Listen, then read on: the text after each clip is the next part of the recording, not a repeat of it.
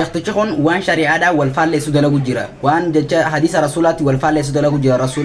السلام عليكم ورحمة الله وبركاته. وبليوان كي ياكم فيديو مجتفى إيدو كان نوجين داوتي رفته كاناس لايك ريبوست شير ناقودا مجتفى جرس أنا بلا ناقا باشي كان بلا نافقا Qeequudha harkattaa Sheek Usmaan Durrii yaa ilmoo rabbaa sheekanii sammuun furrii ati humaan beektu fadhiititti xurii meena dhageeffadhuu gurraa fudhuu gurrii ganaa dhagaa nyaadhaa hin jiru kidurii.